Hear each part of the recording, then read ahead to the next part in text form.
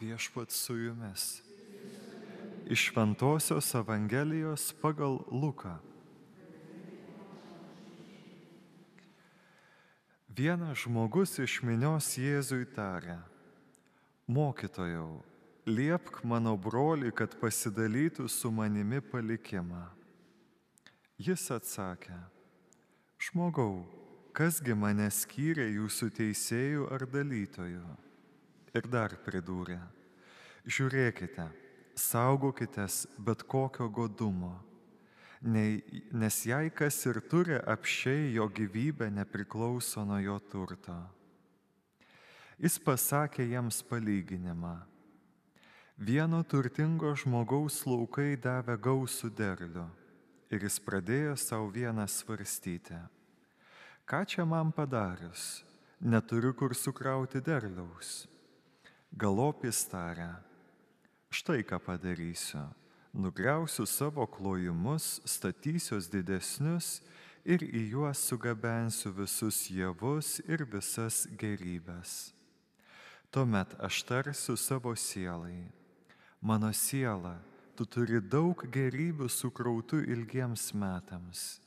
Ilsėkis, valgyk, gerk ir linksmai pokeliauk.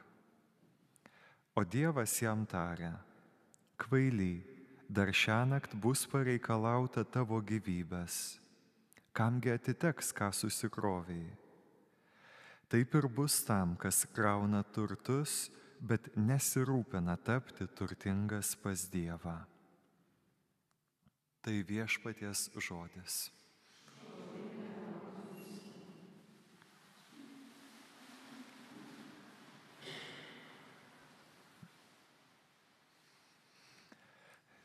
Šį rytą bažnyčia visame pasaulyje pabudo praturtėjusi 7 naujais šventaisiais po vakar Švento Petro aikštėje įvykusios kanonizacijos iškilmės.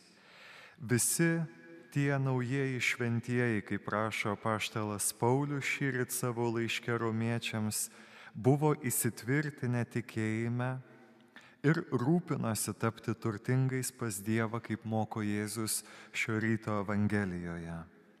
Vienas iš jų, kurio vardas vakar aikštėje susilaukė garsių labai plojimų, buvo labai gausios taip pat pajėgos iš Lotynų Amerikos, kurios atvyko palaikyti Saviškio Jose Gregorio Hernández Cisneros, vargšų gydytojas, gydęs benamius nemokamai, o už savo atlyginimą pirkęs vargšams vaistų. Ir kas svarbiausia, kad jam rūpėjo ne tik tų vargšų fizinė sveikata, bet kiekvienam savo pacientui jis taip pat primindavo apie sakramentus ir Eucharistiją. Miršta netikėtai vieną rytą vasaros, nešdamas vaistus sergančiam vaikui, partrenktas automobilio ir tardamas Marijos vardą. Šiek tiek anksčiau, gal keletą mėnesių iki autoįvykio, jisai pasako draugui: aš tau atskleisiu paslaptį, paaukojau savo gyvybę Dievui už pasaulio taiką. Tai buvo 1919 po pirmojo prieš antrąjį pasaulinį karą. Tad ne fizinis turtas, bet Evangelijos turtas jam ir jiems tapo svarbiausiu. Skubėti į pagalbą tiems, kuriems tuo metu reikėjo tos pagalbos labiausiai. Vargšai, ligoniai, migrantai. Jis ir tie visi šventieji matė kiekviename iš tų žmonių Jėzaus veidą. Jėzaus veidą, kurį reikia nuprausti.